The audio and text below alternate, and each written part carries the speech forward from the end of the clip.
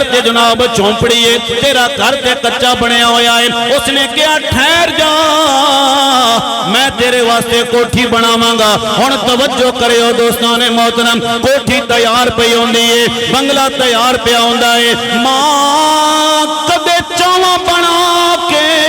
ماں کدے کھانے بنا کے، جڑے اپنے پتر دے مستری لگے ہوئے نے انہاں نو جا کے کدے کھانے پیش پئی کر دیے، کدے جناب والا انہاں نو چاواں پیش پئی کر دیے۔ مستریاں نو کہندی ہے خبردار، میرے پتر بڑی اوکھا نال کما کے لے کے آیا ہے، میرے پتر نے بڑی محنت کیتی ہے، سیمٹ ضائع نہ ہوئے، نہ ریت ضائع نہ ہوئے، بجری ضائع نہ ہوئے۔ جدو کوٹھی تیار ہو رہی ہے، ماں بھی خوش ہو رہی ہے تے کوٹھی تیار ہوئے گی، میں بھی جناب والا چند دن اے سی دے کمرے دے اندر لے لواں گی، میں بھی چند دن سکون دے زندگی دے گزار لواں گی۔ جدو کوٹھی تیار ہو گئی ہے، بنگلہ تیار ہو گیا ہے، اپنے پتر نے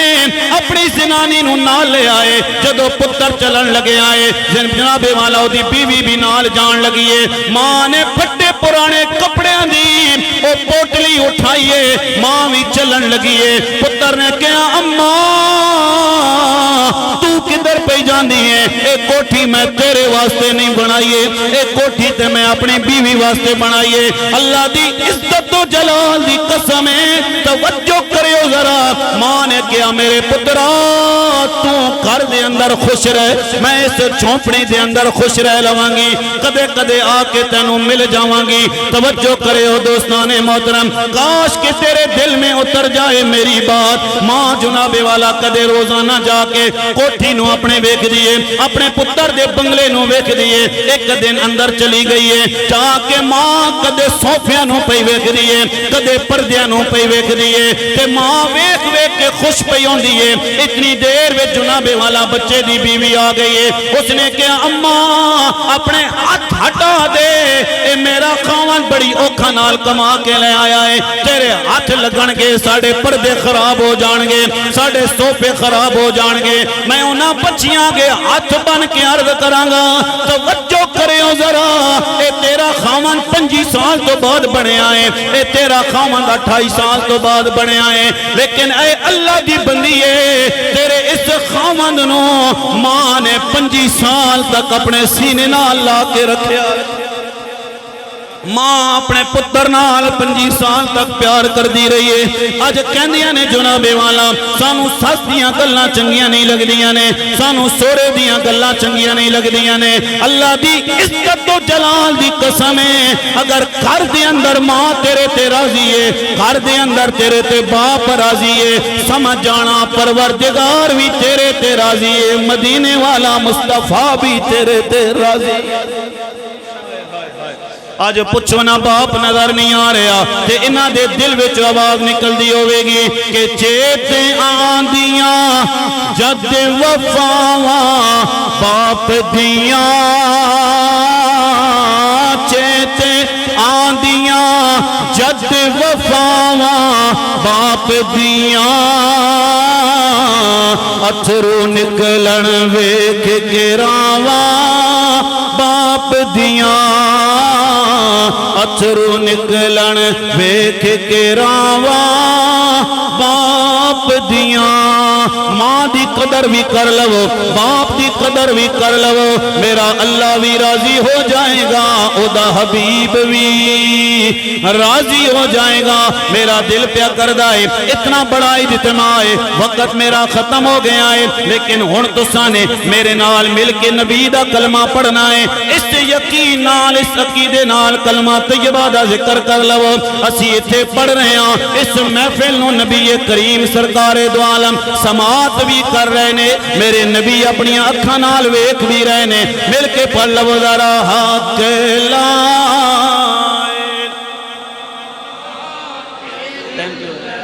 اللہ یا محمد سرور صلی علی یا محمد صلی علی۔ کئی پتر نے پیاریاں مایاں دے، کئی ویر نے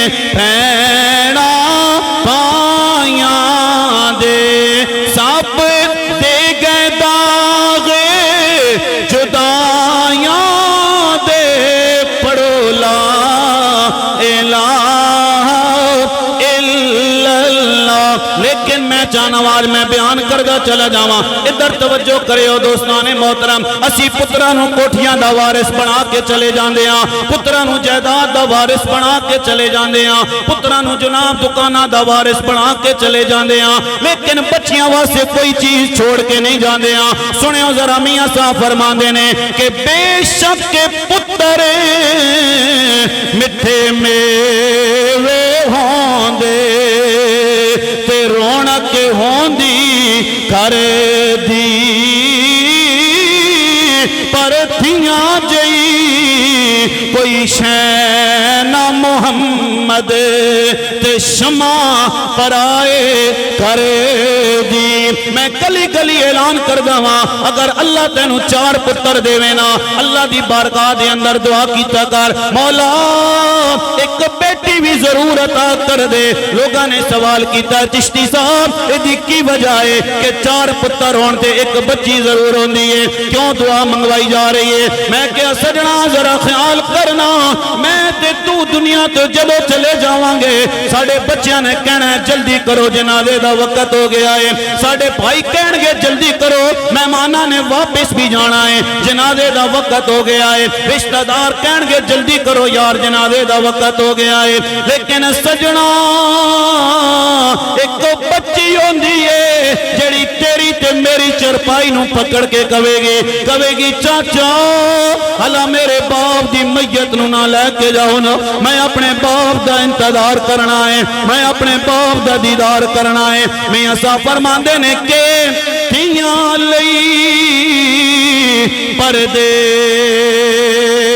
سے وے بابل تے پتراں لئی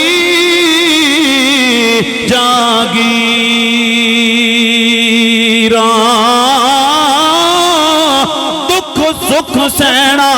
کچھ نہیں کہنا تے تھیاں دیاں تقدیراں پڑھ لو ذرا حق